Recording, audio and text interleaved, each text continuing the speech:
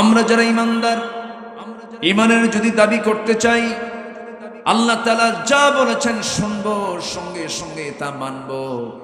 এই কিতাব যে আল্লাহ তাআলা নাজিল করেছেন, শুধুমাত্র কি তেলাওয়াতের জন্য নাজিল হয়েছে নাকি এটা নামাজের জন্য নাজিল হয়েছে নাকি না? শুধু নামাজের জন্য,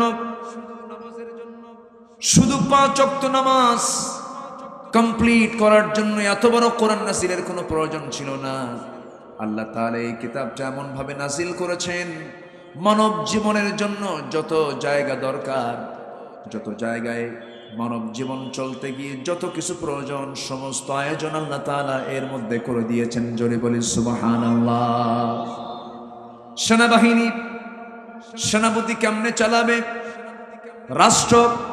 রাষ্ট্রপতি কেমনে চালাবে, চেয়ারম্যান ইউপি কেমনে চালাবে, এমপি তার অফিস কেমনে চালাবে, ডিসি তার প্রশাসন কেমনে চালাবেন, এসপি তার প্রশাসন কেমনে চালাবেন, ওসি তার সমস্ত অধীনস্থ প্রশাসনকে কেমন করে চালাবেন, ব্যাংকের ম্যানেজার ব্যাংকটা চালাবেন কেমনে, ব্যবসায়ী ব্যবসা করবেন কেমনে, সমাজসেবক সমাজ সেবা দেবেন কেমনে।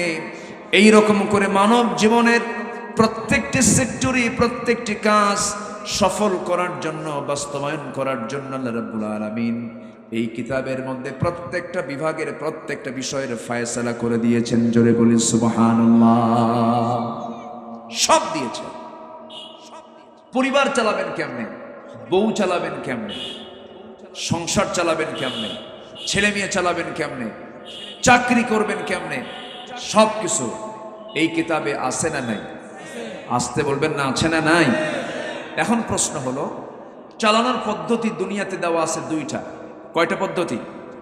2টা। একটা হলো আল্লাহ প্রদত্ত কোরআন তথা ইসলাম, আর মানুষ প্রদত্ত মনুষ্য রচিত মানুষের কিছু পদ্ধতি, মানুষের কিছু বিধান এই দুনিয়াতে আছে। তাহলে পৃথিবীতে মানুষ জীবন চলার জন্য পদ্ধতি কয়টা?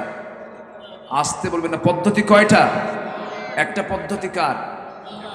একটু জোরে বলেন। আরেকটা পদ্ধতি মানুষের। মানুষই সেই পদ্ধতি বের করেছে। যেরকম কার্ল মার্কস, লেনিন, মাও সেতুং, এরকম পৃথিবীর বড় বড় যারা মানব রচিত মতবাদ যারা লিখেছেন, রচনা করেছেন, এরপরে মানব রচিত মতবাদ তৈরির পেছনে অনেক মেহনত করেছে অনেকেই। গণতন্ত্রের, ডেমোক্রেসির অনেক রূপ দিয়েছে পৃথিবীতে মানুষ। এই যে মানুষের রচনা করা যে বিধানগুলো আছে আর আল্লাহর যে বিধান আছে, মানুষ শান্তি পেতে পারে মানুষের তৈরি করা বিধানে না আল্লাহর বিধানে? আসতে বলবেন না, কার বিধানে? আল্লাহর বিধানে। কারণ যে আল্লাহ সূর্য বানাতে পারেন, যে আল্লাহ আকাশ বানাতে পারেন, সে আল্লাহকে আমাকে আপনাকে চলার জন্য একটা বিধান দিতে পারেন না? পারেন। কিন্তু এরপরেও কিছু মানুষ কেন এগুলো রচনা করেছে? এই রচনা করার পিছনে মূল কারণ হলো, পৃথিবীতে দল হলো 2টা। একটা হলো কার দল? আসতে বলবেন না, কার দল? আরেকটা কার? শয়তানের দল। শয়তানকে খুশি করার জন্য কিছু মানুষ দুনিয়াতে আছে না নাই? আছে। আমার রাসূল সহ পৃথিবীতে যত নবী এবং রাসূল এসেছেন, সবার দাওয়াতের মিশন কিন্তু 2টা ছিল না। প্রত্যেক পয়গম্বরের মিশন, লক্ষ্য, কাজ 2 না 1? আসতে বলবেন না, 2 না 1? একটু কান লেগে মনোযোগ দিয়ে শুনবেন। কিন্তু আদম থেকে শুরু করে নিয়ে আমার রাসূল পর্যন্ত সকল পয়গম্বরের মিশন, যে দায়িত্ব, যে কাজ, এটা ছিল 2 না 1? কি দায়িত্ব সেটা আল্লাহ তাআলা বলছেন। আল্লাহ রাব্বুল আলামিন বলেন, ওয়ালাকাদ বা'আসনা ফি কুল্লি উম্মাতির রাসূলান আন ই'বুদুল্লাহা ওয়াজতানিবুত তাগুত। এই দুনিয়াতে আমি আল্লাহ রাব্বুল আলামিন যত পয়গম্বর পাঠিয়েছি, সমস্ত পয়গম্বরদের কাজ এক। তারা বলেছেন কি, তোমরা একমাত্র গোলামি করবে কার? আইন মেনে চলবে কার? বিধান মেনে চলবে কার? আর তোমরা তাগুতকে পরিহার করে চলবে। তাগুত মানে কি? একটু কান লাগাবেন, সবাই মনোযোগ দিয়ে শোনার চেষ্টা করবেন। তাগুতটা কি? তাগুত হলো যে নিজে ইসলামকে মানে না, অন্যজনকে মানতে দেয় না, মানতে বাধার সৃষ্টি করে। এই সমস্ত কাজ যারা করবে সেটাই হলো তাগুত। যেমন তাগুতের গডফাদার ছিল মিস্টার ফেরাউন। নাম শুনছেন না সবাই? আল্লাহ তাআলা ফেরাউনকে সৎপথে আনার জন্য মুসা আলাইহিস সালামকে আল্লাহ তাআলা ডাক দিয়ে বলছেন, ইযহাব ইলা ফিরআউনা ইন্নাহু তাগা। হে মুসা, তুমি ফিরআউনের কাছে চলে যাও, সে সীমা লঙ্ঘন করেছে, তাগুতের পথ অবলম্বন করেছে, তাকে তুমি দাওয়াত দাও। আমার ভাইয়েরা, অর্থাৎ যে দুনিয়াতে ইসলামকে মানবে না, অন্যকেও মানতে দেবে না, এটাই হলো তাগুত। এই তাগুত বুঝে আজকের দুনিয়াতে নাই। আসতে বলবেন না, আসতে বলবেন না, আছে না নাই? হয়তো বলবেন আমরা তো নামাজে বাধা দেই না, আমরা তো মসজিদ বানাতে বাধা দেই না, আমরা তো মাদ্রাসা তৈরিতে বাধা দেই না, কোরআন শিক্ষায় তো আমরা বাধা দেই না। এই সমস্ত বাধা কিন্তু আমেরিকাতেও নাই। আমেরিকায় বাধা আছে? আমেরিকাতে মসজিদ আছে না নাই? ইউরোপে মসজিদ আছে না নাই? জার্মানিতে মসজিদ আছে না নাই? রাশিয়াতে মসজিদ আছে না নাই? আছে। ভারতে মসজিদ আছে না নাই? গোটা পৃথিবীর কোন সরকার, খ্রিস্টান হোক বৌদ্ধ হোক, কেউ মসজিদ বানাতে বাধা দেবে না।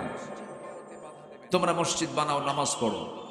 কিন্তু আপনি যখন বলবেন নামাজ শুধু পড়বো না, নামাজ কায়েমের সংগ্রাম করব, বাধা মনে হয় নাই। আসতে বলবেন না, আছে না নাই? তাহলে আপনি যে বলছেন আমরা মসজিদ বানাতে বাধা দিই না, সেই বাধা জো বাইডেনও দেয় না, সেই বাধা ঋষি সোনাক, লিজ ট্রাস, বরিস জনসনরা দেয় না, সেই বাধা নরেন্দ্র মোদী দেয় না, সেই বাধা ভ্লাদিমির পুতিন দেয় না। ভ্লাদিমির পুতিন তার যুদ্ধের কাজে মুসলমানকে কাজে লাগিয়েছে, ইউক্রেনকে হামলার জন্য। তাহলে কেউ বাধা দিচ্ছে না মসজিদ বানাতে, মাদ্রাসা বানাতে, কেউ বাধা দেবে না। কিন্তু আপনি যখন বলবেন সুদ চলবে না, যাকাত চালু করতে হবে, নামাজ শুধু পড়লে হবে না, নামাজ সমাজে কায়েম করতে হবে, পর্দার বিধান জারি করতে হবে, জেনার আইন বন্ধ করতে হবে, আপনাকে বাধা দেওয়ার মতো লোক তো বাংলাদেশে কেউ নাই। আসতে বলে না, আছে না নাই? তাহলে এখন প্রশ্ন হলো, তাহলে সবাইকে আমরা ইসলাম মানি? আসতে বলে, সবাইকে আমরা ইসলাম মানি? দুঃখ লাগে রে ভাই, যে আল্লাহর হাতে আমার প্রাণ,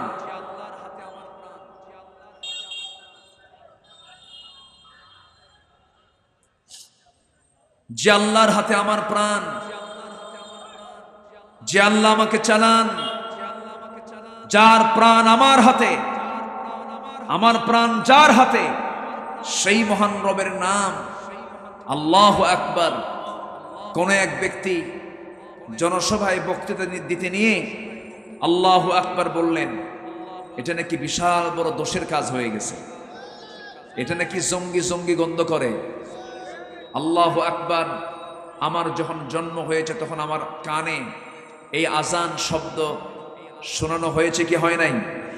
যদি না হয়ে থাকে তাহলে আপনি মুসলিম পরিবারে জন্ম নেন নাই। আসতে কোন কেন? মুসলিম পরিবারে জন্ম নিলে নিজে না পারলে হুজুর একটা ডাক দিয়ে নাকি কানে কি ঢুকায় দেয়? আরো জোরে আল্লাহু আকবার। জন্মের স্লোগান হলো আল্লাহু আকবার, নামাজের স্লোগান হলো আল্লাহু আকবার, আজানের স্লোগান হলো আল্লাহু আকবার। জীবনের ৬০-৭০ বছরের এই সময়টা পার করে আমি যখন মৃত্যুর মুখোমুখি হয়ে যাব, আমার লাশ গোসল করায়া কাফনের কাপড় পরায়া যখন জানাজার প্রান্তরে নেবে, তখন ইমাম সাহেব লাশকে সামনে রেখে তাকবীর দিবেন কয়টা? তখনও বলতে হবে কি? আরো জোরে, আরো জোরে বলেন। তাহলে জন্মে আল্লাহু আকবার, মৃত্যুতে আল্লাহু আকবার, নামাজে আল্লাহু আকবার, আকামতে আল্লাহু আকবার, গরু জবাই করতে নিয়ে বিসমিল্লাহ আল্লাহু আকবার, জনসভায়, তাফসিরে, ওয়াজ মাহফিলে, দলের মিটিংয়ে আল্লাহু আকবার বলতে যাদের লজ্জা পায় তাদের জানাজা না দিয়া কুত্তা বিড়ালের মতো বিদায় করা দরকার। এ মতের পক্ষে রাজি আছেন কারা কারা? হাত উঁচু করে দেখা।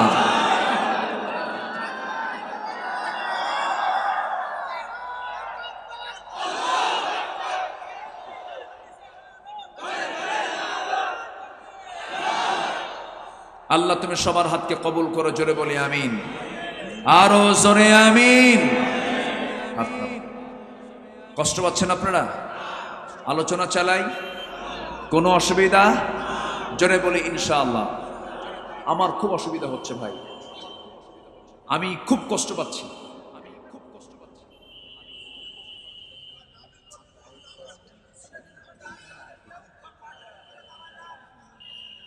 আচ্ছা, আমার দিকে তাকান,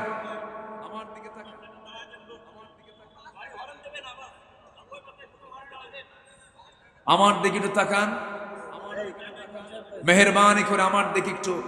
শৃঙ্খলা পরিবেশ, এটা তো বুঝতে হয়, কিছু এক্সপেরিয়েন্স লাগে, অভিজ্ঞতা লাগে। তারা কেমনে যে কাজটা করলো বুঝলাম না। আমার দিকে তাকান এখন। তাহলে তাহলে আমরা দুনিয়াতে এসেছি কার গোলামি করার জন্য? সমস্ত নবীর দাওয়াতি কাজ দুই না এক? সমস্ত নবীর দিনের নাম কি? আরো জোরে, আরো জোরে। আমাদের দিনের নাম কি? আমাদের জীবন বিধানের নাম কি? ইসলাম।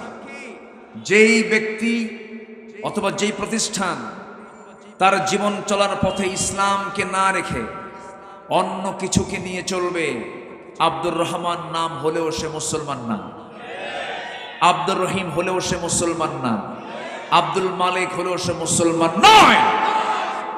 ওটা ভণ্ডামি। ওটা কি? ভণ্ডামি। সামিআনা ওয়া আতাআনা, শুনলাম মানলাম, কোন প্রকার আপত্তি করা যাবে না। চোর চুরি করলে হাত কাটো, এটা কি মোল্লার বিধান না আল্লাহর বিধান? যদি কেউ কয় এই আইন বর্তমান দুনিয়ায় চলবে না, ওর ঈমান আছে না গেছে? ওর ঈমান কি আছে? শেষ। এরকম বলার লোক তো আছে না নাই? এরকমও বলে আমাদের হিন্দু ভাইয়েরা, আপনাদের দেবীর কাছে আমাদের জন্য একটু দোয়া করবেন। আছে না? আছে না নাই? এই জাতীয় কথা বললে কি ঈমান আছে না গেছে? আমার বন্ধুগণ, বিশ্বাসের ক্ষেত্রে কোনো কম বেশি করা যাবে না। আখিরাতে গিয়ে ধরা খাবেন, দুনিয়ায় ধরা খেয়ে যান, কোনো সমস্যা নাই। দুনিয়ায় ধরা খেয়ে দুনিয়ার লোকজন আপনাকে জেলখানায় দিয়ে দিল, অথবা আপনাকে মেরে ফেললো, অথবা আপনাকে আগুনে ঝস্য করে দিল, টুকরো টুকরো করে দিল। কিন্তু এই জীবন তো একদিন চলেই যাবে, কিন্তু যত কিছু হোক আখিরাতে ধরা খাওয়া যাবে না। আখিরাত আমার জন্য ক্লিয়ার করতে হবে, আখিরাতকে আমার জন্য পরিষ্কার করতে হবে, ঈমানটাকে লালন করতে হবে। ঈমানটাকে ক্যান্সার আক্রান্ত করা যাবে না। দেহের ক্যান্সার আছে না নাই? তেমন ঈমানের কিছু ক্যান্সার আছে, যে সমস্ত ক্যান্সারগুলো ঈমানের মধ্যে ঢুকলে পরে ঈমান থাকে না, ঈমান শেষ হয়ে যায়। আমরা নামাজ ভঙ্গের কারণ জানি, ওযু ভঙ্গের কারণ জানি। ওযু ভঙ্গের কারণ এখানে অনেকেই বলতে পারবেন। ঘুমালে ওযু চলে যায়, পেশাব করলে ওযু চলে যায়, পায়খানা করলে ওযু চলে যায়, রক্ত গড়ে গড়ে পড়লে ওযু চলে যায়, বায়ু নির্গমন হলে পরে ওযু চলে যায়। কিন্তু ঈমান চলে যায় কখন? ঈমান ভঙ্গের কারণ কি সবার জানা আছে নাকি? ঈমানও কিন্তু ভঙ্গ হয়ে যায়। ঈমান ভঙ্গ হয়ে যায় কখন? বান্দা নিজেও টের পায় না। কারণ এর মূল কারণ হলো বান্দা তো ঈমানের সংজ্ঞাই জানে না, বান্দা তো ঈমান বোঝেই না। গোটা কোরআনে কতগুলো আয়াত আছে, শুরু থেকে শেষ পর্যন্ত, সূরা বাকারা থেকে নাস পর্যন্ত, বিসমিল্লাহির রহমানির রহিম থেকে মিনাল জিন্নাতি ওয়ান নাস এই পর্যন্ত যতগুলো আয়াত আছে, এই আয়াতের ভিতরে আপনি যদি একটা হরফকে অস্বীকার করেন, কফ ওয়াল কুরআনিল মাজিদ, এই কফ, এই একটা হরফকে আপনি যদি অস্বীকার করেন, আপনি কাফের হয়ে যাবেন। কিন্তু কোরআনের একটা হরফকে অস্বীকার করার মতো লোক আমার দেশেও আছে না নাই? আসতে বলবেন না, আছে না নাই? কোরআন মানবো কি নিজ ইচ্ছায় না আল্লাহর ইচ্ছায়? কোরআন মানবো আমি নিজের পরামর্শে না আল্লাহর পরামর্শে? ইসলাম মানবো আংশিক না পুরোপুরি? পুরোপুরি। কোনো কাজ পুরোপুরি না হলে কখনো সফল হওয়া যাবে না। যশোরের ট্রেন লাইন আছে, যশোর থেকে আপনি ঢাকা যাবেন, ট্রেনে চড়েছেন, যশোর স্টেশনে চড়ে আপনি 20 মাইল দূরে চলে গেছেন। হঠাৎ করে আপনার সেই ট্রেনের 50 চাকার মধ্যে একটা চাকা বিকল হয়ে গেছে। একটা চাকা বিকল হওয়ার কারণে ট্রেনের চাকা কি আর ঘুরবে নাকি? ঘুরবে না। তখন বলবে ইঞ্জিনিয়ার ডাকো, মেকার ডাকো, মেকানিক্যাল ইঞ্জিনিয়ারকে তাকে ডেকে আনো। 50টা চাকার মধ্যে একটা চাকা নষ্ট হলে যেমন গোটা 49টা চাকা বিকল হয়ে পড়ে, তেমনি ইসলামে রয়েছে ব্যক্তিগত জীবনের চাকা, সমাজ জীবনের চাকা, পরিবার নীতির চাকা, অর্থনীতির চাকা, স্বরাষ্ট্রনীতির চাকা, রাজনীতির চাকা, চুক্তিনীতির চাকা, পররাষ্ট্রনীতির চাকা। সব চাকাকে আপনি সচল না রেখে যদি আপনার পছন্দ মতো কিছু চাকা চালালেন, কিছু চাকাকে বন্ধ রাখলেন, আপনার গন্তব্য কিন্তু জান্নাত হবে না, আপনার গন্তব্য হয়ে যাবে জাহান্নাম। এই জন্য কোন চাকাকে বিকল রাখার কোনো সুযোগ নাই। ইসলাম মানবো আমরা 1 আনা না 16 আনা? 1 আনা না 16 আনা? 16 আনা মানতে হবে। আমার বন্ধুগণ, অনেক কথা আছে, একটু মনোযোগ দিয়ে শোনার চেষ্টা করবেন, একটু কান লাগিয়ে দিয়ে শোনার চেষ্টা করবেন। আমার দেশে বহু লোক আছে 5 ওয়াক্ত নামাজ পড়ে কিন্তু বান্দার হক নষ্ট করে, আছে না নাই বলেন? বান্দার হক, এটাও কার হুকুম? আসতে বলবেন না, কার হুকুম? আল্লাহ তাআলা কিয়ামতের দিন বান্দার যতগুলো প্রশ্ন করবেন তিনি বান্দাকে, এর মধ্যে সবচেয়ে বেশি গুরুত্ব দিয়ে যে প্রশ্ন করা হবে সেটা হলো হক সম্পর্কীয় প্রশ্নগুলো করা হবে। যেমন বান্দার হক, এই বান্দার হকের মধ্যে অনেকগুলো হক আছে, যেমন পিতামাতা একটা হক, স্বামী একটা হক, স্ত্রী একটা হক, সন্তান একটা হক, প্রতিবেশী একটা হক, সামাজিক জীবনে এই সমস্ত বিষয়গুলো মনে হয় নাই? আসতে বলবেন না, সেনা নাই? নামাজ পড়তে পড়তে কপাল কালো বানায় ফেলেছেন, হজও করেছেন, কিন্তু মেয়েকে ঠকাইয়া মেয়ের সম্পত্তি ছেলের নামে দলিল করে দিয়েছেন, এমন বুড়া আছে না নাই? আসতে বলবেন না, আছে না নাই? এতিমের দিকে তাকায় না, দুস্থের দিকে তাকায় না, অসহায়ের দিকে তাকায় না, মিসকিনের দিকে তাকায় না, অথচ আল্লাহ তাআলা তাকে তাকানোর মতো যোগ্যতাও দিয়েছেন, সবকিছু দিয়েছেন। তাকাবে কখন? বরঞ্চ তার সম্পদ আরো মেরে খাওয়ার জন্য চিন্তা করে। রাস্তার টাকা মেরে খাওয়া লোক আছে না নাই? আসতে বলে, রাস্তার টাকা মেরে খাওয়া লোক আছে না নাই? রাস্তার টাকা কি একজনের না সবার? সেটা কি একজন খেতে পারবে? পারবে না। বিধবার ভাতা আমার দেশে আছে, বিধবা ভাতা আমার দেশে আছে। এই সাইডটা, এই যে এই সাইড একটা লোক কথা বলতে পারবে না, একটা লোক কথা বলবে না। এইদিকে, এদিকে কেউ কথা বলবেন না। ভলেন্টিয়ার একটু খেয়াল করেন তো, আমার দিকে তাকান। বিধবা ভাতা গভর্নমেন্ট দিয়েছেন, গভর্নমেন্ট দিয়েছে, ভালো, আলহামদুলিল্লাহ। বলেন আলহামদুলিল্লাহ। বিধবার পাশে শুধু গভর্নমেন্ট কেন, ব্যক্তিও দাঁড়াতে হবে, ঠিক কিনা বলেন? বিধবার পাশে রাসূল বিধবার পাশে দাঁড়িয়েছেন, অসহায়ের পাশে। দুস্থ ভাতা, বিধবা ভাতা, বয়স্ক ভাতা, প্রতিবন্ধী ভাতা আমার দেশে আছে না নাই? আছে, এটা ভালো। কিন্তু বিধবার তালিকায় মাঝে মাঝে দেখা যায় চেয়ারম্যানের বউ 1 নম্বরে আছে। চেয়ারম্যান তাজা থাকা অবস্থায় তার বউ আর বিধবা হয় কেন? এটাই তো বুঝে আসে না। এরকম কিছু 2 নম্বরই আমার দেশে মনে হয় নেই বললেই চলে। আসতে বলবেন না, আছে না নাই? আচ্ছা, এই সমস্ত লোকের অবস্থান হবে হলো জান্নাত না জাহান্নাম? জান্নাত না জাহান্নাম? জাহান্নাম। আমি সূরা বালাদ থেকে তেলাওয়াত করেছি। কি সূরা থেকে বলেন তো? বালাদ। বালাদ বলতে বোঝানো হয়েছে একটা শহরকে, সেটা হলো মক্কা, যেটা কাবার শহর। যে শহরে কাবা আছে সেই শহরকে বালাদ। আল্লাহ তাআলা এই শহরের তিনি কসম খেয়েছেন, লা উকসিমু বিহাদাল বালাদ। আল্লাহ তাআলা ওই শহরের তিনি কসম খেয়েছেন। কোন শহর? যে শহর সম্পর্কে কাফের মুশরিকরা জানতো, যে শহরে পানি ছিল না, যে কাবার চতুর্পাশে কোনো মানুষ ছিল না, কোনো পশু পাখি ছিল না, সেই শহরকে আল্লাহ তাআলা এমন আবাদ করে দিয়েছেন, গোটা পৃথিবীর মানুষকে সেখানে ঘুরে আসে। জোরে বলে সুবহানাল্লাহ। শুধু ঘুরে আসার জন্য নয়, এটা হুকুমটা কি সুন্নত ওয়াজিব না ফরজ? সুন্নত ওয়াজিব না ফরজ? ফরজ করে দিয়েছেন। তাহলে আল্লাহ তাআলা এই শহরের যে কসম করেছেন, শহরের একটা ইতিহাস আছে না নাই? আল্লাহ তাআলা ওই শহরে সবাইকে যাওয়ার তৌফিক দান করুন। জোরে বলি আল্লাহুম্মা আমিন।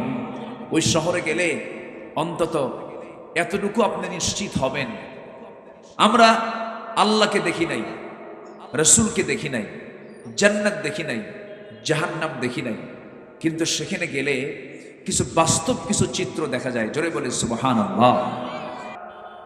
সেই কাবার কসম খাচ্ছেন, মক্কা নগরীর কসম খাচ্ছেন, দেখো আমি আল্লাহ তাআলা অনুর্বর একটা এলাকাকে উর্বর করে দিয়েছি, কোথাও পানি নেই, কোথাও আপনি পানি পাবেন না।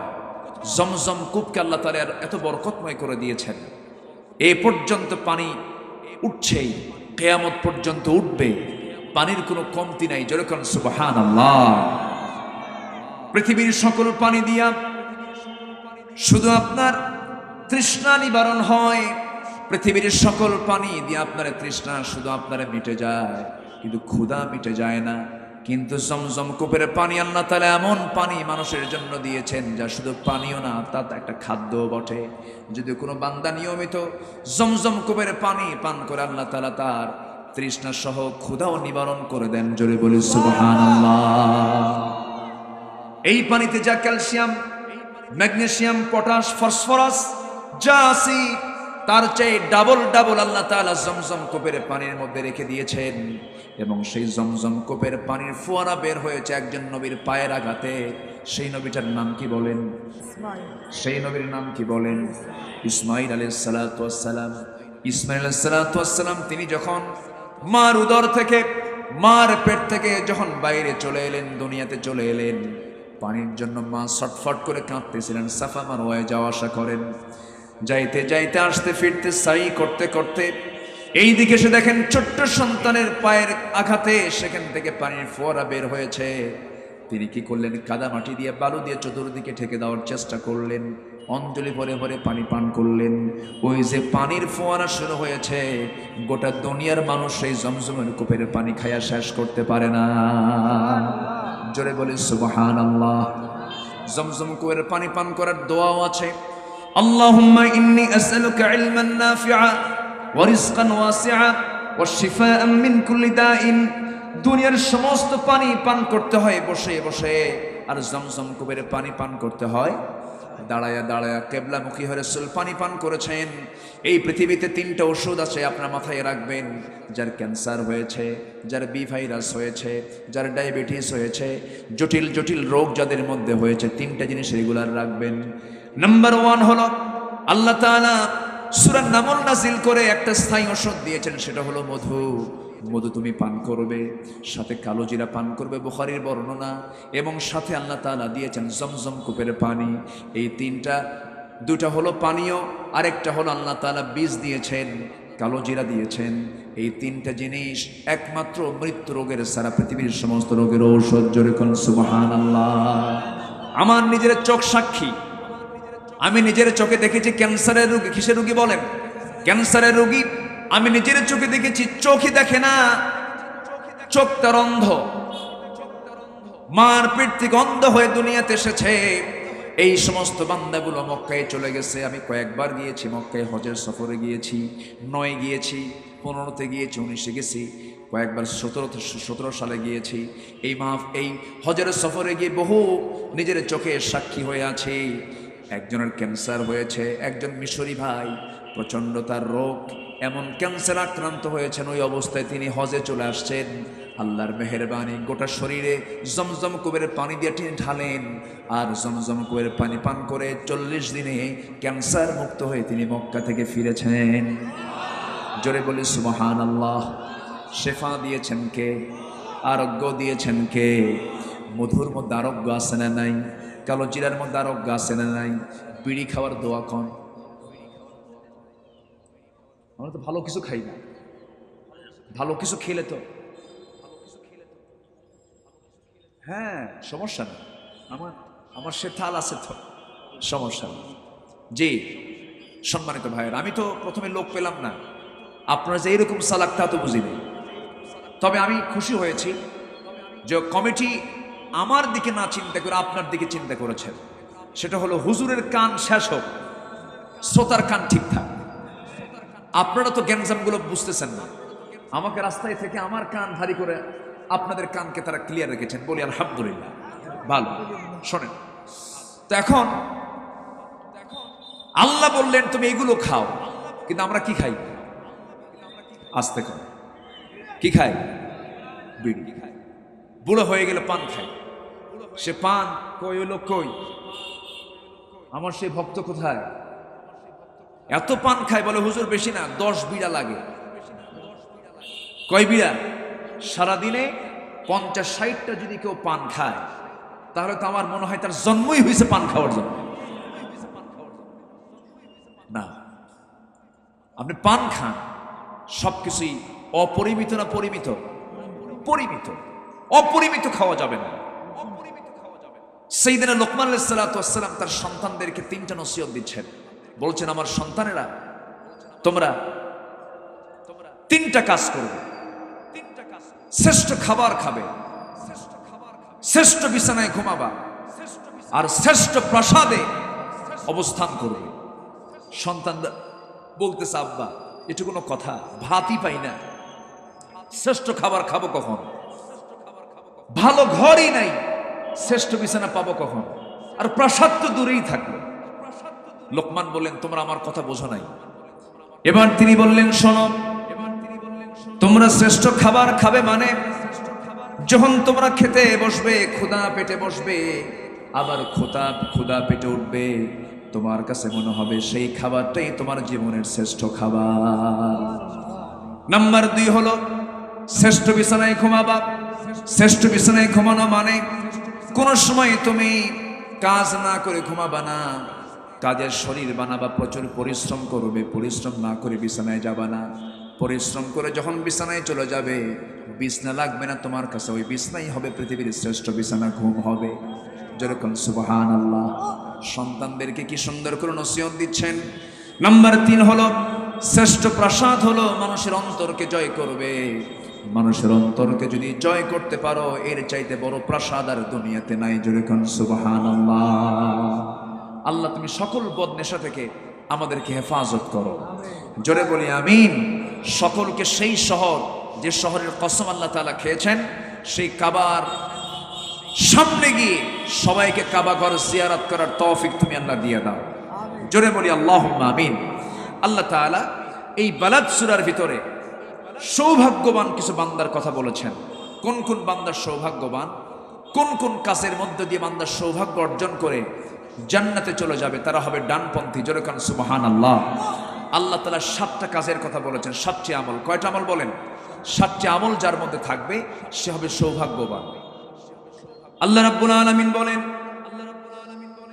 ফালাকতাহামাল আকাবাতা ওয়া মা আদরাকা মাল আকাবাহ ফাক্কু রাকাবাতিন আও ইতআমুন ফি ইয়াওমিন যী মাসগাবাহ ইয়াতীমান যা মাকরাবাহ আও মিসকিনান যা মাতরাবাহ ثم كان من الذين آمنوا وتواصوا بالصبر وتواصوا بالمرحمة أولئك أصحاب الميمنة والذين كفروا بآياتنا هم أصحاب المشأمة عليهم نار মুসাদাহ। জোরে বলুন আল্লাহু আকবার। এই যে আমি আয়াতগুলো বলতেছি, বিরক্ত হচ্ছেন নাকি? আলোচনায় আয়াত যত বেশি হবে বরকত তত বেশি হবে। আলোচনায় বাংলার পরিমাণ যত কম থেকে আরবির পরিমাণ যত বেশি থাকবে, হায়াত হাদিস যত বেশি থাকবে, এতে বরকত কম হবে না বেশি হবে? বলেন, বেশি হবে। আল্লাহ রাব্বুল আলামিন বলছেন ওই সমস্ত বান্দারা সৌভাগ্যবান। এক নম্বর, যে বান্দা কি করবে? ফাক্কু রাকাবাতিন, দাস মুক্ত করবে। দাসের প্রথা আজকে আমার বাংলাদেশে নাই, তবে যুদ্ধ লেগে গেলে সেই সময় দাসের সিস্টেম হতে পারে কিনা বলেন? যুদ্ধবন্দিত হতে পারে। দাসের সিস্টেম কিয়ামত পর্যন্তই কিছু কিছু জনপদে থেকে যাবে। আল্লাহ তাআলা কোরআন শুধু বাংলাদেশের জন্য নয়, কোরআন নাজিল করেছেন গোটা দুনিয়ার জন্য। গোটা কোরআন গোটা দুনিয়ার জন্য নাজিল করেছেন। এক নম্বর কাজ হলো যারা মানুষকে বন্দী না রেখে মুক্ত করবে, দাস মুক্ত করবে, দাসী মুক্ত করবে, আল্লাহ তাআলা তাদেরকে সৌভাগ্যবান বলেছেন। নাম্বার 2 হলো যারা দুর্ভিক্ষের দিনে খাদ্য দান করবে। নাম্বার 3 হলো এতিম আত্মীয় স্বজনকে যারা খাওয়াবে। ইয়াতীমান যা মাতরাবাহ আও মিসকিনান যা মাতরাবাহ ইয়াতীমান যা মাকরাবাহ, নিকটতম এতিম যারা আছে তাদেরকে খাওয়াবে। কিন্তু খাওয়ানো তো দূরের কথা, এতিম যে সম্পদ পাবে সেই সম্পদ চাচা পর্যন্ত মেরে খায়, এমন চাচা বাংলার জমিনে মনে হয় নাই। আছে না নাই? এগুলো কার হক নষ্ট? বান্দার। এতিম একটা অপশন, কিন্তু বান্দার হক যতগুলো আছে এর মধ্যে একটা এতিমের হক। এতিমের টাকা, এতিমের মাল মেরে খাওয়া মানুষ আছে না নাই? আছে না? আছে।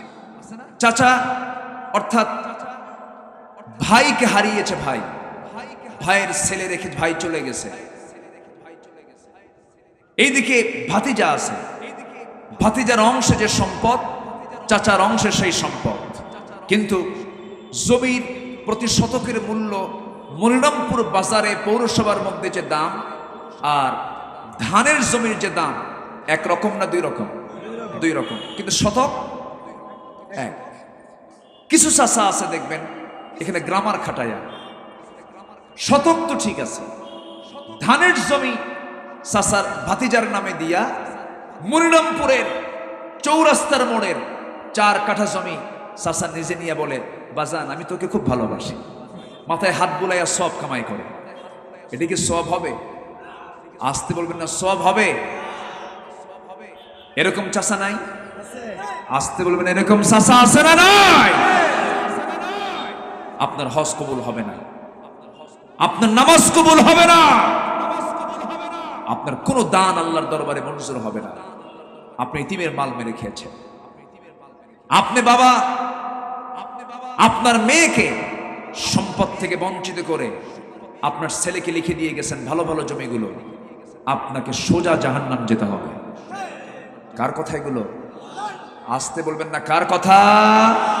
আল্লাহর। আমি কিন্তু চেয়ারম্যান সাহেবদের কথা বলে দিচ্ছি। এগুলো চেয়ারম্যান সাহেবরা কিন্তু এই দরবারগুলো প্রায় করেন।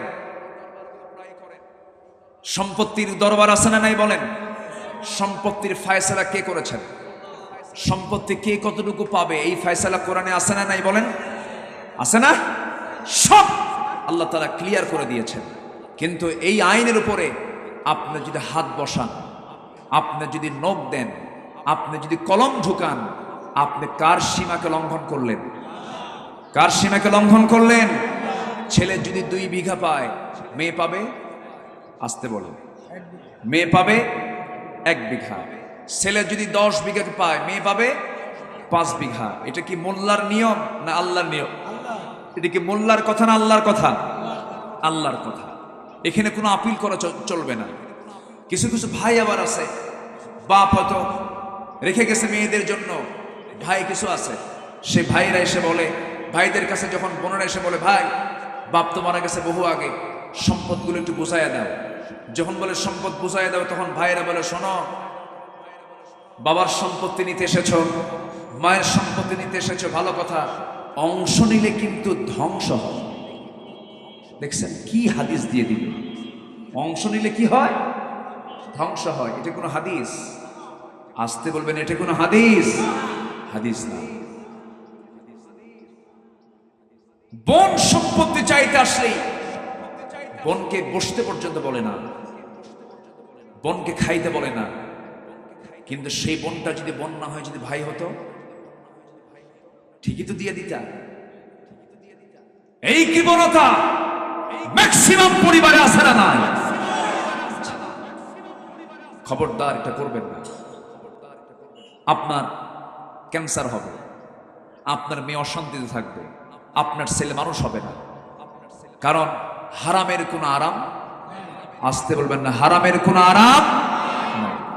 এখন প্রশ্ন হলো, আমার দেশে আবার কিছু সুশীল সমাজের দাবিদাররা আছে যে বাবার সম্পত্তি মেয়ে কেন অর্ধেক পাবে, ছেলে কেন ডাবল পাবে, এটা নিয়ে আবার ওরা আইন করে যে না, ছেলে মেয়ে সমান পাবে। এই নিয়ে আন্দোলন আছে না নাই? এরা আবার আরেক গবর, এদের মাথায় কি আছে? গবর আছে। এরা দুষ্ট, এরা বোঝে না। আল্লাহ তাআলা জানেন যে বান্দা কোন কাজে, কোন বন্ধনে বান্দা সুখী হবে, শান্তি পাবে। ওই মেয়ের, যে মেয়ের বিয়ে হলো, সেই মেয়ের যদি সংসার না হয়, সে ফিরে আসবে কার বাড়ি? বাপ নাই, আসতে, তাহলে কার বাড়ি? ভাইয়ের বাড়ি। ভাইও 10 বিঘা, ওই বোনও 10 বিঘা। তখন ওই ভাই বলবে তুই তো 10 বিঘা পাইছিসই, আমিও 10 বিঘা, তোকে আমি দেখতে পারবো না। কিন্তু তালাক প্রাপ্ত বোন তালাক পেয়ে সে সোজা চলে আসবে, বাপ না থাকলে কার বাড়ি আসবে? ভাইয়ের বাড়ি আসবে। তাহলে আল্লাহ তাআলার বিধানের মধ্যে কল্যাণ আছে না নাই? আছে। আমার ভাইয়েরা, আল্লাহ তাআলা মেয়েদের অর্ধেক করে দিয়েছেন কেন? এর মধ্যে অনেকগুলো হিকমত আছে। অন্যতম হিকমত, আল্লাহ তাআলা বান্দার কল্যাণের জন্য দিয়েছেন। এমনকি তাদের শুধু সম্পত্তি অর্ধেক না, আল্লাহ তাআলা তাদের খাবারটা অর্ধেক করে দিয়েছেন। খাবারটা মেয়ের অর্ধেক খায়, পুরুষরা ডাবল খায়। কেমন করে দেখেন, একটু মনোযোগ দিয়ে শোনার চেষ্টা করেন, সবাই একটু কান পেতে শোনেন। সাইয়েদনা আলী রাদিয়াল্লাহু তাআলা আনহুর সময় দুইজন মহিলা একই ঘরে, একই বিছানায় অন্ধকারের মধ্যে শুয়েছিল। ঘুমন্ত অবস্থায় ঘুম থেকে জাগা পান তারা। অন্ধকার রাতে দুইজন মহিলার পেট থেকে সন্তান ডেলিভারির সময় হয়ে গেল। প্রচন্ড ডেলিভারির যন্ত্রণা শুরু হয়ে গেছে। বর্ণনা এসেছে ওই দুই মহিলার পেট থেকে আল্লাহর কি ফয়সালা, রাতের বেলায় ওই একই রাত্রিতে একই সময়ে দুজনের পেট থেকে সন্তান যখন ডেলিভারি হলো, একজনের পেট থেকে ছেলের সন্তান, আরেকজনের পেট থেকে মেয়ে সন্তান যখন হলো, সন্তান হওয়ার পর সকালবেলা দুইজন নারী, দুইজন মাই ছেলের সন্তানের জন্য তাড়াহুড়ো করছে, বলছে এটা আমার ছেলে, এটা আমার ছেলে। কেউ মেয়ে সন্তান নিতে চায় না। তারা অবশ্যই জানে কার ছেলে কার মেয়ে, অবশ্যই তাদের জানা ছিল। কিন্তু ছেলের সন্তানের দিকে মানুষের টান কম না বেশি? আসতে বলবেন না, কম না বেশি? বেশি। মেয়ের সন্তান হলে পরে মনটা খারাপ হয়ে যায়, ছেলের সন্তান হলে পরে তার ভোল্টেজ বেড়ে যায়। মেয়ের সন্তান হলে পরে মনে হয় বাড়িতে মানুষ মরছে, আর ছেলের সন্তান হলে পরে মনে হয় মিষ্টির কোনো অভাব নাই।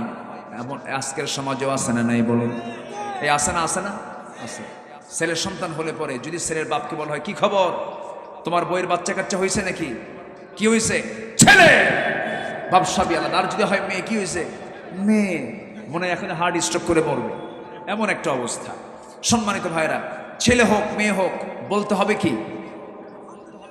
আরো জোরে কন, আরো জোরে বলেন, আরেকটু জোরে বলেন আলহামদুলিল্লাহ। ছেলে এবং মেয়ে হওয়ার ব্যাপারে একমাত্র সকল ফয়সালা কার? এক্ষেত্রে কোনো পুরুষের দোষ আছে? কোনো মহিলার দোষ আছে? অতএব মন খারাপ হলে অসন্তুষ্ট হবেন কে? আল্লাহ তাআলা। সম্মানিত ভাইরা, সম্মানিত বন্ধুগণ, তো এই দুই মহিলা যখন ওই ছেলের সন্তান নিয়ে মারামারি করতেছে, মেয়ের সন্তান কেউ নিতে চায় না। কে নেবে? কে মেয়ের সন্তানের মা? এই পর্যায়ে এই বিচারের ফয়সালা চলে গেছে আলীর কাছে। সাইয়েদনা আলী যখন শুনলেন যে ছেলের সন্তান নিয়ে দুই মহিলা মারামারি শুরু করেছে, কিন্তু মেয়ের সন্তান কেউ নিতে চায় না, সাইয়েদনা আলী ওই দুই মহিলার সামনে গিয়ে দাঁড়ালেন, বললেন দেখো, কার ছেলে আর কার মেয়ে তোমরা নিশ্চিত জানো, কিন্তু অযথা গন্ডগোল করার কোনো দরকার নেই। কিন্তু তারা নাসরবান্দি বলল না, এটা আমার ছেলে, এটা আমার ছেলে। সাইয়েদনা আলী বললেন, একজনকে ডাক দিয়ে বললেন যে এই দুই মহিলাকে একটা ঘরের মধ্যে নিয়ে চলে যাও। নিয়ে গিয়ে এক মহিলাকে দায়িত্ব দিয়ে, দেখো দুই মহিলার স্তন থেকে কিছু দুধ বের করে দুটো কাঁচের গ্লাসে রেখে দাও। দুইজন মহিলাকে ঘরের মধ্যে তুলে নিয়ে স্তন থেকে দুধ বের করে কাঁচের গ্লাসে ভরে, দুই গ্লাসে যখন দুধ রাখা হলো, সাইয়েদনা আলীকে বলা হলো, আমরা তো দুধ ভরে গ্লাসে রেখে দিয়েছি। সঙ্গে সঙ্গে আলী বললেন, দেখো তো কোন গ্লাসের দুধটা ঘন, কোন গ্লাসের দুধটা পাতলা। যখন বলা হলো এই গ্লাসের দুধটা ঘন, এই গ্লাসের দুধটা পাতলা, সাইয়েদনা আলী বললেন, যে গ্লাসের দুধটা ঘন, যে গ্লাসের দুধটা ঘন, সেই ঘন দুধ যে স্তন থেকে বের হয়েছে আল্লাহ তাআলা তাকে ছেলের সন্তানের মা বানিয়ে দিয়েছেন। আর যে স্তনের দুধটা পাতলা, সেই পাতলা দুধ আল্লাহ তাআলা মেয়ে সন্তানের মার স্তন থেকে বের করা হয়েছে। তিনি হচ্ছেন ছেলের সন্তানের মা যার দুধ ঘন, তিনি হচ্ছেন মেয়ের সন্তানের মা যার দুধটা পাতলা। এইভাবে সুন্দর করে যখন ফয়সালা করে দিলেন, দুই মহিলা আনন্দ চিত্তে সন্তান দুইটাকে কোলের মধ্যে করে নিয়ে চলে গেল। ঘন দুধ ওলি ছেলে আর পাতলা দুধ ওলি মেয়ের সন্তান নিয়ে চলে গেল। আমার ওয়াজও শেষ হয়ে গেল নাকি? এখন প্রশ্ন হলো, দুধ কেন ঘন হলো, দুধ কেন পাতলা হলো, ওয়াজ আবার শুরু হলো? জোরে বলি ইনশাআল্লাহ, আরো জোরে বলি ইনশাআল্লাহ। আগে কোনো ডায়াগনস্টিক সেন্টার ছিল না। সাইয়েদনা আলী ছিলেন কেমন ধরনের মেধাবী মানুষ! আল্লাহু আকবার বলেন। লাইট দিলেন কেন, কি সমস্যা? সূর্যের আলো কম হয়ে গেছে? ও পিছন থেকে দেখা যায় না? আমাকে দেখতে পাচ্ছেন না আপনারা? দেখা যাচ্ছে না তো? ওনাদের চোখ কি কানা নাকি? সূর্যের আলো, এক আলো দিয়ে গোটা দুনিয়া চলে। কি লাগবে? এটা বন্ধ করেন, আমার দিকে তাকান। কষ্ট পাচ্ছেন আপনারা? কষ্ট পাচ্ছেন? বলি আলহামদুলিল্লাহ। সবচেয়ে বেশি আরাম পাচ্ছেন দূরের মানুষগুলো, ওই পিছনে যারা বসে আছে, খুব ভালো। বলি আলহামদুলিল্লাহ। তাহলে আল্লাহ তাআলা যে বিধান দিয়েছেন, সেই বিধানের মধ্যে রহমত আছে না নাই? আসতে বলবেন না, আছে না নাই? এখন যে সমস্ত নারীরা বলে ছেলে যদি 2 বিঘা পায়, মেয়ে কেন 2 বিঘা পাবে না, তাদেরকে বলবেন, তোরা দুধ পাতলা কেন খাস? পুরুষের মতো, ছেলের সন্তানের মতো ঘন করে খা। আল্লাহ তাআলা খাদ্য সিঙ্গেল করে দিয়েছেন, পুরুষের অর্ধেক করে দিয়েছেন। আল্লাহু আকবার বলো। এগুলো কার ফয়সালা? আসতে বলবেন না, কার ফয়সালা? আল্লাহর ফয়সালা। সম্মানিত ভাইয়েরা, আমি যখন আলোচনা শুরু করি, যখন প্রথমে আসি, তখন মানুষ আসা শুরু হয়েছে, এখনো আসার উপরই আছে। আমার দেশের কিছু লোকজনের স্বভাব এরকমই, আজান হয় 12:15, মুসল্লি হাজির হয় নামাজের একটু আগে, খুব সময় সচেতন তারা। এরকম কিছু মুসল্লি আছে না নাই বলেন তো? আছে। অথচ জুমার দিনে যে প্রথম, সবার আগে যে ব্যক্তি মসজিদের প্রথম কাতারে এসে হাজির হবে, প্রথম যে ঢুকবে, আল্লাহ তাআলা তাকে একটা উট কুরবানির সওয়াব দিবেন। জোরে বলে সুবহানাল্লাহ। এটা কিন্তু কোনো দুর্বল কথা নয়, সহিহ বুখারীর বর্ণনা। যদি কেউ জুমার দিন, সিয়াসেতের হাদিস, যদি কোনো জুমার দিন কোনো ব্যক্তি সবার আগে মসজিদে যে বান্দা ঢুকবে, আল্লাহ তাআলা তাকে একটা উট কুরবানির সওয়াব দিয়ে দেন। এর মানে কি? ভালো কাজে পরে আসা না আগে আসা? আমরা কি করি? পরে আসে। এখন এই যে পরের যে লোকগুলো আসছে, এই লোকগুলো মাহফিল শেষ করার পরে বলবে, হুজুর কি আলোচনা করলো কিছুই তো বুঝলাম না। আসছে কিন্তু সবার পরে। কথা বোঝেন নাই? এই হচ্ছে অবস্থা। আমরা যে কোনো কাজ, ভালো কাজকে আমরা সময় মতো আমরা আদায় করার চেষ্টা করব। জোরে বলি ইনশাআল্লাহ। তো আমার কাছে অনেকক্ষণ আগেই একটা চিরকুট দিয়েছেন, আমাকে বলেছেন, আমি বলি নাই কেন জানেন? আপনারা কোরআনের কিছু খোরাক নেবার জন্য এসেছেন। আমি যদি উঠে এই কথা শুরু করি তাহলে কেমন হয়? তো এই মাহফিল কমিটি তারা চালিয়ে যাচ্ছেন এই মাহফিলটা। এই মাহফিল প্রত্যেক বছর হোক, সবাই আপনারা চান তো নাকি?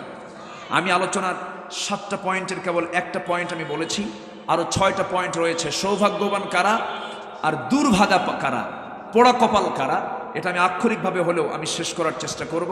তার আগ দিয়ে ভলেন্টিয়াররা অনেকক্ষণ আগে ব্যাগ হাতে নিয়ে তারা দাঁড়ায় আছে, হাত লেগে গেছে তাদের, বুঝলেন? তারা অনেকক্ষণ ধরে দাঁড়িয়েও আছেন তারা।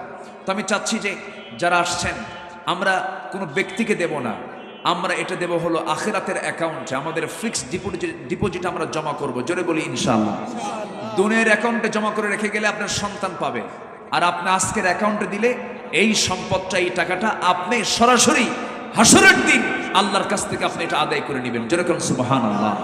তো ব্যাগ নিয়ে ভলেন্টিয়ার স্বেচ্ছাসেবকরা আপনাদের কাছে কাছে যাচ্ছে, যে যা পারি আমরা সবাই দিয়ে দেব ইনশাআল্লাহ। কোরআনকে মহব্বত করেন কারা? একটা হাত তুলে দেখেন তো। কোরআনকে মহব্বত করেন কারা? একটু হাত তুলে দেখেন না, জোরে বলি ইয়া আল্লাহ। হাত বাঁকা করবেন না, আল্লাহর ক্যামেরা কিন্তু মিস হয়ে যাবে। একটু হাত উঁচা করেন, বলে ইয়া আল্লাহ, এই হাত দিয়ে তোমার পথে খরচ করার তৌফিক তুমি আল্লাহ দিয়ে দাও। জোরে বলি আমিন। হাতটা নামান, যে জায়গায় টাকা আছে সে জায়গায় হাত দেন। যদি পকেটে টাকা না থাকে অন্যের পকেটে হাত দিয়া পরে তাকে দিয়ে দিন, তাও কিছু দেন। আমরা সবাই কম বেশি দেব। জোরে বলি ইনশাআল্লাহ। জি, মা বোন যারা আসছেন, মা বোনদের কাছে আমার আবদার থাকবে, মেহেরবানি করে যে যা পারি আমরা সবাই দেওয়ার চেষ্টা করব। জোরে বলি ইনশাআল্লাহ। 2 থেকে 3 মিনিট সময় দিচ্ছি, কেউ উঠবেন না।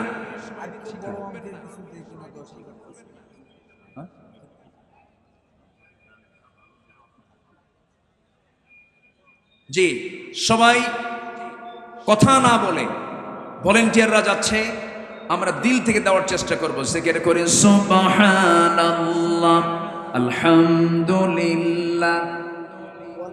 আজকে সভাপতি মহোদয় এত সুন্দর চেহারা তার, দেখেন আলহামদুলিল্লাহ বলেন। আমি সবচেয়ে বেশি খুশি হতাম এবছর যা গেছে গেছে, আগামীতেও এই মাহফিলের সভাপতি আমার ভাইজান থাকবেন, কিন্তু আমরা তাকে দাড়িওয়ালা দেখতে চাই। আপনারা কি মনে করেন সবাই? আমরা তাকে দাড়িওয়ালা দেখবো। জোরে বলি ইনশাআল্লাহ। জি, অত্যন্ত আন্তরিক মানুষ, আমার প্রিয় ভাই, আজকে সভাপতি মহোদয় আমার মনি ভাই মনিরুজ্জামান। মনির মানে তো আলো, আলোকিত। আলহামদুলিল্লাহ, তিনি আজকের মাহফিলের সম্মানিত সভাপতি। তিনিও একটা উল্লেখযোগ্য দান আমাদের এই মাহফিলে করবেন। জোরে বলি ইনশাআল্লাহ। তিনি কি এই মাহফিলের জন্য 50,000 দিতে পারবেন না? এরকম কি অ্যাবিলিটি তার আছে? তিনি কি পারবেন? আমি তাকে চাপ দেব না, উনি একটা কাঙ্ক্ষিত দান তিনি করবেন। জোরে বলি ইনশাআল্লাহ। আরো জোরে বলি ইনশাআল্লাহ। আমি কিন্তু কাউকে উঠতে বলিনি, মেহেরবানি করে কেউ উঠবেন না, মাহফিলের পরিবেশ নষ্ট করবেন না। আপনার ওঠার কারণে যদি মাহফিলের পরিবেশ নষ্ট হয়, আপনাকে দায়ী হতে হবে কিয়ামতের দিন। বসেন বসেন, বিনা কারণে কেউ উঠবেন না ভলেন্টিয়ার ছাড়া। জিকির করে সুবহানাল্লাহ। আটঘরিয়ার রবিউল ভাই দিয়েছেন 2000 টাকা, আল্লাহ কবুল করো।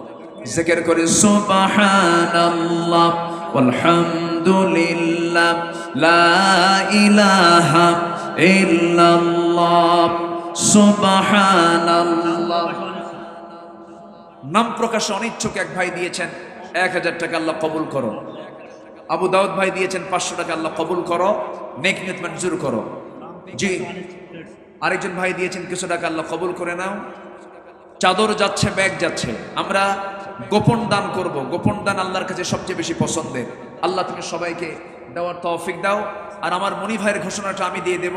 উনি কি প্রতিশ্রুতি কি দিতে চেয়েছেন, আমরা এই যে শহীদ ভাই তিনি দিয়েছেন 1000 টাকা, আল্লাহ কবুল করে নাও। আসুন আমরা আলোচনার পরিবেশে ধীরে ধীরে চলে যাচ্ছি।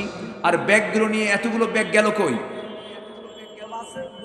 ব্যাগ কি আবার পিছন দিয়ে দৌড় মারলো না তো? হ্যাঁ, তাড়াহুড়ো করে। জি, মাহফিলের পরিবেশটা ঠিক রেখে সবাই এখন আমরা আলোচনার দিকে ফিরে যাচ্ছি। কোন সূরা থেকে কথা বলছিলাম বলেন তো? সূরাতুল বালাদ। বালাদ মানে হলো কিসের শহর? মক্কা শহর। যে মক্কা শহরে কার ঘর আছে? কার শহর আছে বলেন? কার ঘর আছে? আল্লাহর ঘর। সেই বালাদ শহরের, সেই বালাদের কয়েকটা আয়াত আমি তেলাওয়াত করেছি, যেখানে সৌভাগ্যবান ব্যক্তি হলো 7 জন। 1 নাম্বার, যারা দাস মুক্ত করবে, ফিক্কু রাকাবাহ। নাম্বার 2 হলো আও ইতআমুন ফি ইয়াউমিন যী মাসগাবাহ, দুর্ভিক্ষের দিনে যারা খাদ্য দান করবে। দুর্ভিক্ষের দিন খাদ্য আপনার আছে, আপনাকে খাদ্য দিয়ে লাভ আছে? লাভ নাই। কিন্তু দুর্ভিক্ষের দিনে যারা খাদ্যকে গুদামজাত করে, এরা কি আল্লাহর নিকটতম বান্দা না পাপিষ্ঠ বান্দা? রমজান মাস আমার দেশে জিনিসপত্রের দাম কমে না বাড়ে? বাড়ে। এটা কি ইমানদার বান্দার লক্ষণ? না। আল্লাহ তাআলা বলছেন না, এটা করা যাবে না। দান করবা দুর্ভিক্ষের দিনে, তুমি খাদ্য দিয়ে তুমি যদি উৎসাহ দাও, তাহলে এটা তোমার জন্য সৌভাগ্য, আমি তোমাকে জান্নাত দেব। জোরে বলি সুবহানাল্লাহ। নাম্বার 3 হলো এতিম আত্মীয় স্বজনকে খাওয়ানো। এরপরে আল্লাহ তাআলা বলছেন, যারা ধুলাই মলিন মিসকিন, তাদের পাশে তোমরা দাঁড়াবে। আল্লাহ তাআলা এরপরে বলছেন বান্দা নাম্বার 4 হলো ওই সমস্ত বান্দাগুলো, 1 নাম্বার দাসমুক্তি, দুর্ভিক্ষের দিনে খাদ্য দেওয়া। নাম্বার 3 হলো এতিম আত্মীয় স্বজনকে খাওয়ানো। নাম্বার 4 হলো রাস্তায় পড়ে থাকা ধুলায় মলিন যে সমস্ত লোক তাদেরকে খাওয়ানো। এই 4টা কাজ সামাজিক কাজ, এই 4টা কাজ মানবতার কাজ। এই সমস্ত কাজে মুসলমান পিছিয়ে থাকবে না, এগিয়ে থাকবে। বলেন এগিয়ে থাকবে। এই 4টা কাজের পাশাপাশি আল্লাহ তাআলা বলছেন সুম্মা কানা মিনাল্লাযীনা আমানু ওয়া তাওয়াসাউ বিস-সাবরি ওয়া তাওয়াসাউ বিল মারহামাহ। এই 4টি কাজ করার পরে যে বান্দা ঈমান আনবে, ধরুন বর্তমান দুনিয়ার ধনীর তালিকায় একজন আছে আমেরিকার বিল গেটস, কোটি কোটি টাকার মালিক, কোটি কোটি ডলারের মালিক। সে গোটা দুনিয়ার ধনীর তালিকায় সে শীর্ষস্থানে আছে। এই বিল গেটস তার সমস্ত সম্পত্তির বিশাল একটি অংশ সে রেড ক্রসকে দান করেছে, সমাজ সেবার জন্য দান করেছে। এই যে বিশাল বড় সে দান করলো, এই দান আল্লাহর দরবারে কোনো কাজে আসবে না, কারণ তার মধ্যে কি নাই? আসতে বলবেন না, কি নাই? ঈমান নাই। ঈমান হলো 1 নাম্বার সম্পদ। আল্লাহ বলছেন বান্দারি দাস মুক্ত করবে, দুর্ভিক্ষের দিনে খাদ্য দেবে, এরপরে এতিম আত্মীয় স্বজনদের হক আদায় করবে, এরপরে ধুলায় মলিন ধুলায় মিশে থাকা সেই সমস্ত মিসকিনদেরকে খাবার দেবে। এরপরে তুমি ঈমান আনবে। ঈমান আনবে কার উপরে? আসতে বলবেন ঈমান আনবে কার উপরে? কিন্তু আমার দেশে বহু লোকের নাম আছে ঈমান আলী, কিন্তু ফজর নামাজ পড়ে না। নাম হলো ফজর আলী, কিন্তু ফজরে নাক ডেকে ঘুমায়। আছে না নাই বলেন? নাম হলো আতর আলী, কিন্তু গাঁজা খায়া গন্ধ। আছে না নাই? নাম হলো হিম্মত আলী, কিন্তু সাইকেলের চাকা বাস্ট হলে স্টপ করে। নাম দিয়ে কাম হবে না। ঈমান এনেছি আমি, ঈমানদার যদি হয়ে থাকে আমার দায়িত্ব হলো আজান যখন হয়ে যাবে, নামাজ আগে না কাজ আগে? ব্যবসা আগে না নামাজ আগে? দুনিয়ার সকল কাজ আগে না নামাজ আগে? আজান শোনার সঙ্গে সঙ্গে 5 ওয়াক্ত নামাজ আজকে থেকে আর ছাড়বো না কারা? একটা হাত তুলে দেখান তো দেখি। জোরে বলি ইয়া আল্লাহ, আর জোরে বলি ইয়া আল্লাহ, ইয়া রহমান, ইয়া রহিম। হাত উঁচু করেন, হাত উঁচু করেন, দেখেন তো কারা কারা হাত তোলে না। মাহফিল কইরা মাহফিলে এসে যদি নামাজি না হয় তাহলে কেমন হলো? একটু হাত তোলেন। যারা যারা হাত তুলবেন আমি বলবো তারাই মনে হয় আবু জেহেলের দলের লোক নাকি? নামাজ মুসলমান যারা হাত তুলতে বলুন ইয়া আল্লাহ, আমাদেরকে 5 ওয়াক্ত সালাত আদায় করার তৌফিক তুমি আল্লাহ দিয়া দাও। জোরে বলি আমিন, আরো জোরে আমিন, আরো জোরে আমিন। আল ফারকু বাইনাল মুমিন ওয়াল কাফির তারকুস সালাহ। কাফের এবং মুমিনের মধ্যে পার্থক্য সৃষ্টি করে কি? বলেন পার্থক্য সৃষ্টি করে কি? নামাজ। নামাজ কেউ ছাড়বো না। আমার নবীর জীবনের শেষ নসিহত ছিল হলো নামাজ। শেষ নসিহত কি? নামাজ। আমরা মারা যাওয়ার আগ দিয়ে ছেলেকে বলে যে বাবা তুই এটা করিস, মেয়েকে বলে মা তুই এটা করিস, তুই এই সম্পত্তি নিবি, এটা করবি, ওটা করবি। আর রাসূল মারা যাওয়ার আগ দিয়ে উম্মতের জন্য বলে গেছেন কি? নামাজ। আয়েশা বর্ণিত হাদিস, রাসূল যখন মারা যাবেন, মারা যাওয়ার আগ দিয়ে আমার নবীজি সাহাবায়ে কেরামের সাথে কথা বলছেন, বিদায় নিচ্ছেন। আমার নবীর একজন খাদেম ছিলেন আনাস বিন মালিক রাদিয়াল্লাহু তাআলা আনহু। তার মা জুবাইর ইবনুল আওয়াম রাদিয়াল্লাহু তাআলা আনহু তাকে 10 বছর বয়সে মদিনার মসজিদে রাসূলের সামনে তাকে দিয়ে যান। কাঁদেন আর বলেন হুজুর, মদিনার আনসার সাহাবীরা উট দিল, খেজুর বাগান দিল, বাড়ি দিল, সোনা দিল, গহনা দিল, আমি তো কিচ্ছু দিতে পারলাম না, আমার সন্তানকে আমি আপনার হাতে দিয়ে গেলাম। রাসূল তাকে খাদেম বানালেন। এমন খাদেম, রাসূল তাকে কোনোদিন কাজের অর্ডার দেন নাই, তা তো দেনি নাই, বরঞ্চ আনাস বিন মালিক বলেন বরঞ্চ আমি কোনো কিছু ভুল হলে পরে রাসূল আমাকে তা ঠিক করে দিতেন। হযরত আনাস বলেন আমার বয়স যখন 20 হয়ে গেল, আমার নবীজির ইন্তেকালের সময় হয়ে গেল, নবীজি সবার কাছ থেকে বিদায় নিচ্ছেন। এবার আনাসের সামনে এসে বলছেন আনাস আমি মনে হয় দুনিয়াতে বাঁচবো না, আমি দুনিয়া থেকে যে কোনো মুহূর্তে বিদায় নিয়ে নেব। সাইয়েদনা আনাস রাদিয়াল্লাহু তাআলা আনহু নবীজির এই মৃত্যুর পূর্ব মুহূর্ত কষ্ট সহ্য করতে না পেরে বাইরে বের হয়ে চলে গেলেন। পাহাড়িয়া গর্তের মধ্যে গিয়া সেজদায় পড়ে পড়ে কাঁদেন, আল্লাহর দরবারে রোনাজারি করেন। রসুল তাকে মৃত্যুর পূর্বে দেখতে পাচ্ছিলেন না। রসুল বলছেন সবাই তো আমি দেখতে পাচ্ছি, কিন্তু আমার খাদেম আনাসটা কই, আমার আনাসটা কই গেল? তন্ন তন্ন করে ওমরে ফারুক খুঁজে গিয়ে দেখেন হযরত আনাস একটা গর্তের মধ্যে, গুহার মধ্যে, পাহাড়িয়া গর্তের মধ্যে, গুহার মধ্যে তিনি সেজদায় পড়ে পড়ে কেঁদে কেঁদে বলছেন, আল্লাহ আমার বয়স মাত্র 20 বছর, নবীজির খেদমতে শুরু করেছি 10 বছর বয়সে, খেদমত তেমন করতে পারি নাই। আল্লাহ তোমার দরবারে ফরিয়াদ করি, আল্লাহ তুমি আমার রাসূলকে যুগের পর যুগ হায়াত বাড়ায়া দাও, আমি আনাস যেন তারকে যুগের পর যুগ যেন খেদমত করে যেতে পারি। এই দোয়া করছিলেন আর কাঁদতেছিলেন। পিছন দিকে ওমরে ফারুক বলছেন, ওরে আনাস, রাসূল তোমার জন্য দিওয়ানা হয়ে গেছেন, তাড়াতাড়ি চলো।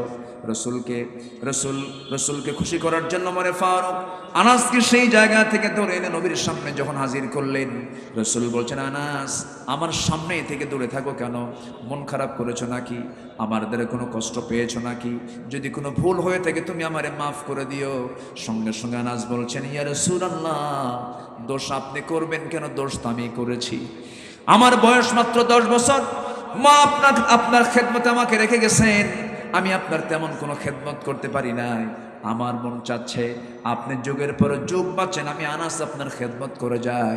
রসুল বলছেন, আনাস রে, মৃত্যুর সময় তো আমার হয়ে গেছে, সাকরাতুল মওতের লক্ষণ চলে আসছে, আমি যে কোনো মুহূর্তে দুনিয়া থেকে বিদায় নিয়ে নেব। আনাস তুমি আমার জন্য দোয়া করো, আমি যেন সুন্দর হালতে দুনিয়া থেকে বিদায় নিতে পারি। তবে আনাস বলছে, হুজুর আমার খেদমতের কি হবে? রসুল বলছেন, আনাস রে, খেদমতের চিন্তা করো না, তুমি আমার খেদমত করতে যেহেতু চেয়েছো, আমি আল্লাহর কাছে বলবো, আল্লাহ জান্নাতের খাদেম অন্য কেউ হবে না, আমার জান্নাতের খাদেম হবে তুমি। আনাস জোরে কোন সুবহানাল্লাহ। আমার নবীজি সবাইকে সান্ত্বনা দিয়ে রাসূল দুনিয়া থেকে বিদায় নিচ্ছেন। বিদায় নেওয়ার পূর্ব মুহূর্তে আম্মা জান আয়েশা বর্ণিত হাদিস, আয়েশা সিদ্দিকা রাদিয়াল্লাহু তাআলা বলেন, রাসূল যখন মারা যাবেন, রাসূল আমার পাশে এসে আমাকে বলছেন, আয়েশা মাথায় প্রচন্ড ব্যথা, মাথায় পানি ঢেলে দাও। আমি রাসূলকে সুন্দর করে শোয়া দিলাম, সুন্দর করে মাথায় পানি ঢেলে দিলাম, মাথার চুলগুলো লম্বা লম্বা সুন্দর করে চিরুনি দিয়ে সুন্দর করে চুলগুলো আশ্রয় দিলাম। রাসূল হঠাৎ করে আজান শুনতে পেলেন, বলছেন, আয়েশা রে, আজান দিয়েছে বেলাল, মসজিদে যেতে হবে। তিনি গায়ের জোরে একটু দাঁড়ানোর চেষ্টা করলেন, কিন্তু ব্যর্থ হয়ে গেলেন। নবীজি আবার পড়ে যাওয়ার মতো হয়ে গেলেন। আম্মা জান আয়েশা বলছেন, ইয়া রাসূলুল্লাহ, আপনি মনে হয় জামাতের নামাজ পড়তে পারবেন না, আপনি শুয়ে পড়ুন। রাসূল বলছেন, না রে আয়েশা, আজান যখন হয়েছে আমার সাহাবীদেরকে বলো তারা নামাজে দাঁড়ায়া যাক, আমি তো জামাতে মনে হয় নামাজ পড়তে পারবো না। তোমার বাবা আবু বকরকে আমার মুসল্লায় দাঁড় করে দাও, বলে দাও সে যেন আমার জায়গায় নামাজে দাঁড়ায়া যায়। আমার নবী যে মুসল্লায় সারা জীবন নামাজ পড়িয়েছেন, সেই মুসল্লায় অন্যজন যখন দাঁড়িয়েছেন, সাহাবায়ে কেরামদের মধ্যে কান্নার রোল পড়ে গেছে, কাঁদতেছেন সাহাবায়ে কেরাম। আমার নবীজি বলছেন, আয়েশা আমার সাহাবীরা কেন কান্দি, আমাকে জানালার কাছে নিয়ে যাও। জানালার কাছে যখন নিয়ে যাওয়া হলো, হুজরার ভিতরে জানালার কাছে কি দাঁড়ায় আছেন, নামাজ শুরু হয়ে গেছে, নামাজ শুরু করেছেন সাহাবীরা, রুকু করতেছেন, সেজদা দিচ্ছেন। আমার নবী দেখতেছেন আর চোখের কোনা বেয়ে টপ টপ করে পানি পড়ছে, চোখের পানিতে আমার নবীজির গালগুলো ভিজে যাচ্ছে। আম্মা জান আয়েশা নবীজির চোখের পানিগুলো আস্তে আস্তে মুছে দিয়ে বলছেন, ইয়া রাসূলুল্লাহ, আপনি কাঁদেন কেন? আপনার কাঁদা তো আমার জন্য দারুণ কষ্টের কারণ হয়ে যায়। আপনার সাহাবীরা তো নামাজ পড়ছে, এটা তো আনন্দের সংবাদ। রাসূল বলছেন, আয়েশা রে, তুমি যে আমাকে চোখের পানি বের হতে দেখছো, এই চোখের পানি আমার দুঃখের নয়, কষ্টের নয়, যন্ত্রণার নয়, এই চোখের পানি হচ্ছে আমার আনন্দের চোখের পানি। কারণ এই নামাজ কায়েমের জন্য আমাকে বদরের প্রান্তরে যুদ্ধ করতে হয়েছে, এই নামাজ কায়েমের জন্য উহুদের ময়দানে আমাকে দান্দান মোবারক শহীদ করতে হয়েছে। এই নামাজের কারণে কাফের মুশরিকরা আমাকে মক্কা থেকে ঘাড় ধাক্কা দিয়ে মদিনায় বের করে দিয়েছে। সেই নামাজ আজকে রাষ্ট্রীয় পর্যায়ে কায়েম হয়েছে, এই আনন্দে আমি কাঁদতেছি। আমার নবী এরপরে আস্তে করে তিনি আবার শুয়ে পড়লেন। মৃত্যুর সময় চলে এসেছে, যে কোনো সময় তিনি মারা যাবেন, মালাকুল মউত তার সামনে চলে আসবেন। আম্মা জান আয়েশা বলেন, রাসূল দুনিয়া থেকে বিদায় নেবেন, মালাকুল মউত দরজায় হাজির। এমন সময় রাসূল আমাকে আস্তে করে টান মেরে কাছে ডেকে বলছেন, আয়েশা, আমার বুঝি মৃত্যুর সময় খুব কাছাকাছি। আমি জিবরাইলের সঙ্গে কথা বলেছি, জিব্রাইল আমাকে বলেছেন, আপনার পৃথিবীতে বেঁচে থাকার চাইতে আল্লাহর সঙ্গে সাক্ষাৎটাই বড় শ্রেয় হয়ে যাবে। আমি আল্লাহর সাক্ষাতেই যেতে চাই, আমি আল্লাহর দিদারেই যেতে চাই। ভালো বান্দার, ইমানদার বান্দার দুনিয়াতে বেঁচে থাকার চাইতে মরে যাওয়াই ভালো, কারণ সাক্ষাৎ হবে কার সাথে? আসতে বলবেন না, কার সাথে? আমরা দুনিয়াতে মেহমান হয়ে এসেছি, আমরা বাড়িতে চলে যাব, আমরা বাড়িওয়ালা হয়ে জান্নাতে। জোরে বলেন সুবহানাল্লাহ। আমার নবীজি এই কথা বলেই আয়েশাকে আস্তে করে কাছে টেনে বলেন, আয়েশা মুখটা কেমন যেন দুর্গন্ধ মনে হচ্ছে, একটা মেসোয়াক দাও তো। মেসোয়াক এনে দেওয়া হলো।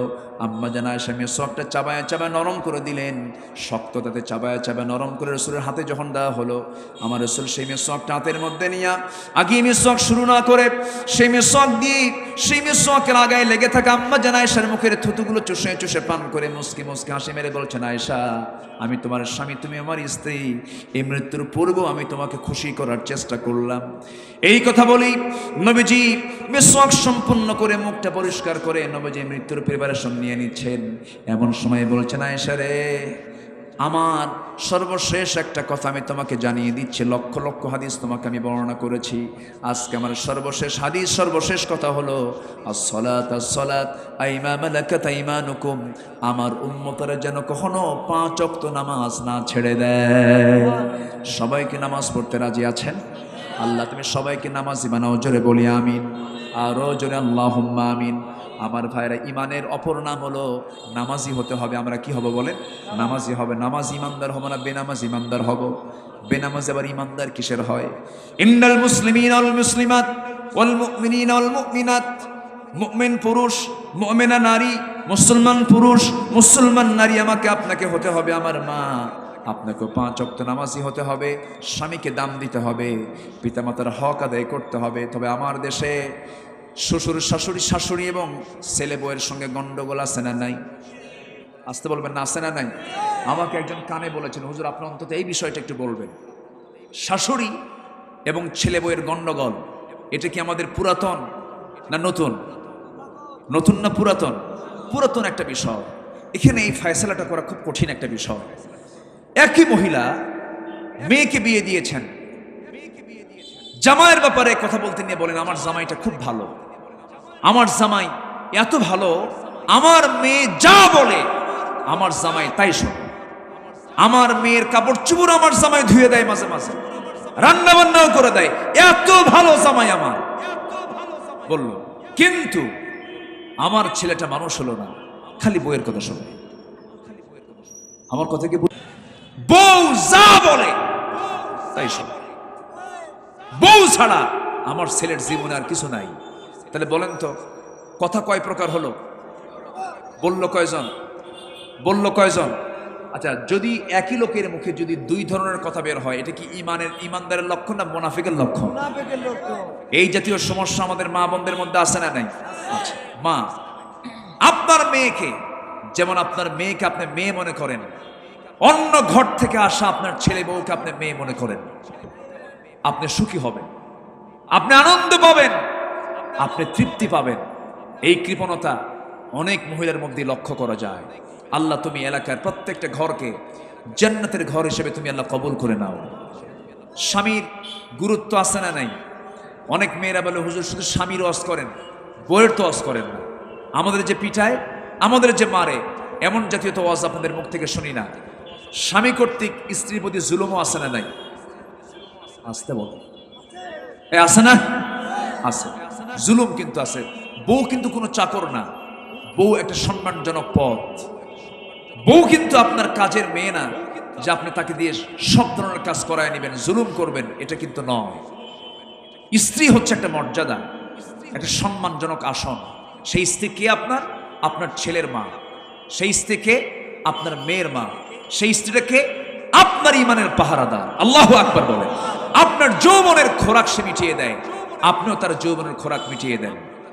আপনার ইমানের পাহারাদার আমি কেমনে বলবো? আপনি কোথাও যাচ্ছেন, একা সফরে না যাওয়াই ভালো। দূরের সফরে বউকে সাথে নিয়ে গেলে বউটা হচ্ছে ইমানের পাহারাদার। কেমনে?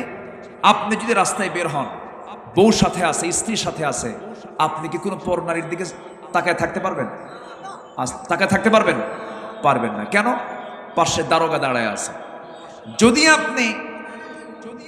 আপনি তাকান, যদি আপনি নজর দেন আর এই নজরটা যদি 30 সেকেন্ড হয় আর এই নজরও যদি বইয়ের নজরে পড়ে যায়, সেই সময় কিছু না বললেও সন্ধ্যার দিকে হয়তো আপনি বলতেছেন যে সুইটি আমার জন্য এক গ্লাস পানি আনো তো, থৌ তোমার সুইটি, ঠিক কি না?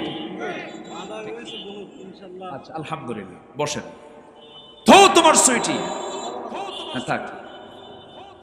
তাহলে তুমি দিনের বেলা ছায়া থাকো অন্যদিকে, আর এখন আমার তুমি সুইটি বলে ডাকো। তাহলে বউটা পাশে থাকলে ইমানের সিকিউরিটি আছে না নাই? যে স্ত্রী আপনার ইমানের সিকিউরিটি নিশ্চিত করে সেই স্ত্রীকে সম্মান দেওয়ার দরকার আছে না নাই? রসুল বলেন, আম্মা জান আয়েশা বলেন, রসুল মাঝে মাঝে আমার হাত পা টিপে দিতেন। হয়তো মনে মনে চিন্তা করেছেন, হুজুর বউদের এমন অলস বানায় থুয়ে গেলেন। না, আমরা এই অপরের হক আদায় করব, জোরে বলে ইনশাআল্লাহ। কেউ কাউকে আমরা বোঝা মনে করব না, কেউ কাউকে আমরা চাকর মনে করব না, কেউ কাউকে আমরা হেও করব না। সবাইকে আমরা সম্মান দিয়ে শ্রদ্ধার চোখে দেখার চেষ্টা করব। পিতামাতার হক যেমন আছে, সন্তানের হক আছে না নাই? আমাদেরকে বলে হুজুর পিতামাতার হক নেওয়াজ করবেন।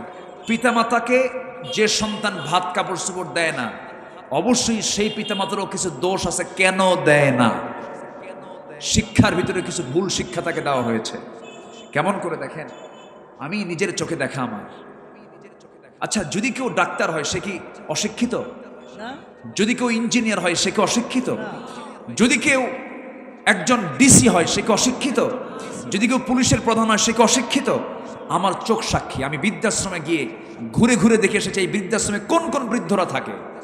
যে কিছু পরিবারের এই মুরব্বী লোকদের কাছে আমি প্রশ্ন করলাম। এক মুরব্বীকে বললাম, কি বলে, ঢাকার গাজীপুরের কাবাসিয়াতে, মুরব্বী আপনি এই জায়গায় কেন? বললেন উনি, বাবা আমাকে এখানে আমার এক ছেলে রেখে গেছে। ছেলে কি করে? ছেলে বড় ডাক্তার। বললাম, ছেলে ডাক্তার? আপনি তাকে ডাক্তারি পাস করিয়েছেন, আপনি এখানে কেন? বাবা খুব ব্যস্ত, ওরা আমাকে সময় দিতে পারে না, আমার খোঁজ খবর নিতে পারে না, এই জন্য এখানে থুয়ে গেছে। তাহলে যে শিক্ষার ভিতর দিয়ে ডাক্তার পিতামাতার হক আদায়ের করার শিক্ষা শিখলো না, ওই শিক্ষার মুখে আমরা থুতু মারি। আসতে বলবেন না, জোরে বলুন ঠিক কিনা? তাহলে শিক্ষা দেওয়ার পরে সন্তান কথা শুনবে না, এটা আমি বিশ্বাস করি না। আপনি পৃথিবীর একটা বৃদ্ধাশ্রমে দেখাতে পারবেন না যে কোন আলেমের বাবা বৃদ্ধাশ্রমে আছে, কোন হাফেজের বাবা বৃদ্ধাশ্রমে আছে। আপনি একটা বাবাকে দেখাতে পারবেন না, কারণ ওই সন্তান শিখেছে ওয়াকুর রব্বির হামহুমা কামা রব্বায়ানি সাগীরা। শুধু পিতামাতার হক আমরা শুনি, কিন্তু পিতামাতার হক কেমনে আদায় করতে হয়, এটা যে আদায় করা ফরজ, এই জ্ঞান সন্তানকে না দিয়ে আপনার সন্তানকে বুঝাবেন কেমনে? এই জন্য সন্তানকে এই শিক্ষা দেওয়ার দরকার আছে না নাই? প্রত্যেক পিতাকে, প্রত্যেক মাতাকে আমার আজকে পরামর্শ হলো, আপনার সন্তান যেদিন পৃথিবীতে আসবে অথবা এসেছে, সঙ্গে সঙ্গে নিয়ত করতে হবে আপনার সন্তানের হাতে আগে এই গাইডলাইন তুলে দেন। 30 পারা কোরআন আপনার সন্তানের হাতে তুলে দেন।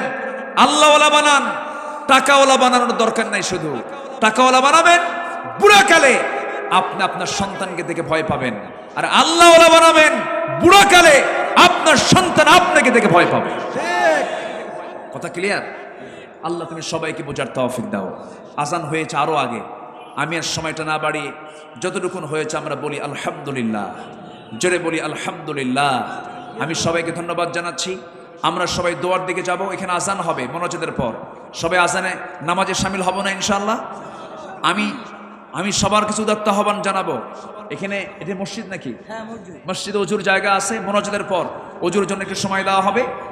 আমরা বাকি দোয়ার পরে আমরা সবাই একটা বৃহৎ জামাত এখানে শামিল হব, এই আশাবাদ কামনা করে আমি আমার কথা এখানে শেষ করছি। সুবহানাকাল্লাহু ওয়া বিহামদিকা আশহাদু আল্লা ইলাহা ইল্লা আনতা আস্তাগফিরুকা ওয়া আতুবু ইলাইক। আমরা আল্লাহর কাছে চাবো, আসুন আমরা কায়েম বাক্যে আমরা আল্লাহর কাছে চাই, আল্লাহ যেন আমাদের গুনাহগুলোকে মাফ করে দেন। মহবের মাফে দোয়া করেন না ইমাম সাহেব, আমি দোয়া করব। আল্লাহুম্মা আমিন। ربنا ظلمنا أنفسنا وإن لم تغفر لنا وترحمنا لنكونن من الخاسرين। মিষ্টি বিকেল গোথুল বেলা হাজারো মুসলমান নরনারীকে নিয়ে তোমার কালাম থেকে কিছু কথা বলেছি। গুনার বোঝা মাথায় নিয়ে কাঙ্গাল ফিকারের মতো দুটো হাত পেতেছি। আল্লাহ গুনার দিকে নজর দিও না, বান্দা মনে করে তামাম জীবনের গুনাহগুলোকে মাফ করে দাও। জনম দুঃখিনী মা, জনম দুঃখী বাপ জানজারে চলে গেলেন, কবরগুলোকে জান্নাতের টুকরা বানায়া দাও।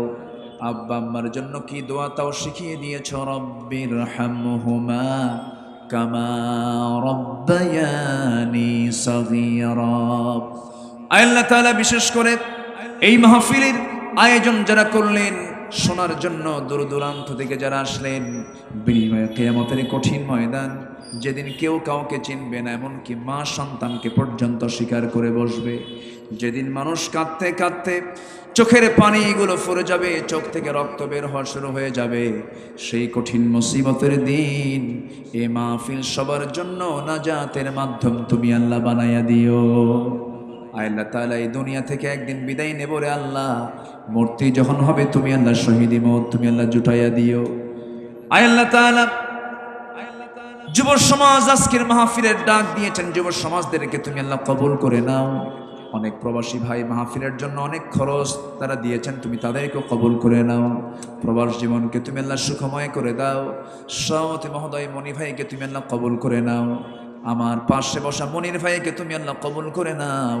আল্লাহ তাআলা সবার নাম তো আমার জানা নাই, যার যা চাওয়া তুমি আল্লাহ পাওয়া করে দিও। এই দুনিয়া থেকে কোন দিন বিদায় হব জানি না, ডান হাতে আমলনামা না আসা পর্যন্ত কবরে নিও না। এই পৃথিবীতে আসার তো সিরিয়াল ছিল, যাওয়ার তো কোনো সিরিয়াল নাই। আয় আল্লাহ তাআলা মেহেরবানি করে ডান হাতে আমলনামা না আসা পর্যন্ত কবরে নিবা না। আয় আল্লাহ তাআলা চেয়ারম্যান মহোদয় দোয়া চেয়েছেন, তুমি আল্লাহ তাকেও কবুল করে নাও। আয় আল্লাহ তাআলা গোটা দুনিয়ার মুসলিম উম্মার জন্য দোয়া করি, ও আল্লাহ তোমার খায়াবি মদদ নাসিল করো। গোটা বিশ্ব মুসলিম উম্মার জন্য ওমরের মতো, আবু বকরের মতো একটা নেতা তুমি আল্লাহ পাঠাইয়া দাও। আয় আল্লাহ তাআলা এই দুনিয়াতে আসার তো সিরিয়াল ছিল, যাওয়ার তো কোনো সিরিয়াল নাই। কোন দিন মরবো জানি না, তবে যেদিন মরবো টান মেরে ঘর থেকে বের করে দেবে, জীবনের শেষ গোসলটা করাইয়া দেবে। আমাকে কাপড় চোপড়গুলো খুলে নিয়া, সেলাইওয়ালা কাপড়গুলো কেচি দিয়ে কেটে নিয়া আমাকে এমন জামা পরায় দেবে যেই জামার সেলাই নাই, পকেট নাই, বুতাম নাই, মাথায় বাঁধন পায়ে বাঁধন দিয়ে দিয়ে রে কবরের দিকে নিয়ে চলে যাবে। কবরে শোয়া দেবে, বাঁশ চাপা দেবে, মাটি চাপা দেবে। ওই যে বিদায় দিয়ে আসবে, আর কোনোদিন কেউ খোঁজ নিতে যাবে না রে। ও আল্লাহ, এই দুনিয়াতে আরামের জন্য কত সুন্দর ঘর ছিল, এসি শীতাতাপ নিয়ন্ত্রিত কত নিয়ম কানুন ছিল, কত খাবার খেয়েছি, সব কিছু বন্ধ হয়ে যাবে, কবরে রেখে আসবো। ওই যে বিদায় দিয়ে দেবে, আর কোনো দিন কেউ খোঁজ নেওয়ার জন্য আর কেউ যাবে না রে। 24 ঘন্টা যাবে না, মাথার চুলে শ্যাম্পু দিলাম, চুলগুলো খসে খসে পড়বে। 3 দিন যাবে না, চামড়াগুলো গলে গলে পোকার পেটের খাবার হয়ে যাবে। 7 দিন যাবে না, 7 দিনের ব্যবধানে দেখা যাবে আমার পেটের নাড়ি ভুঁড়িগুলো সব চোখ মুখ কান নাক দিয়ে বের হওয়া শুরু হয়ে গেছে, কিম্ভূত কিমাকার চেহারা হয়ে যাবে। 3 মাস পর দেখা যাবে কবর খুঁড়ে কয়েকটা হাড় ছাড়া কিচ্ছু নাই রে আল্লাহ। ও আল্লাহ, সে অন্তিম সময় যখন চলে আসবে, জবানে জারি করে দিও লা ইলাহা ইল্লাল্লাহু মুহাম্মাদুর রাসূলুল্লাহ।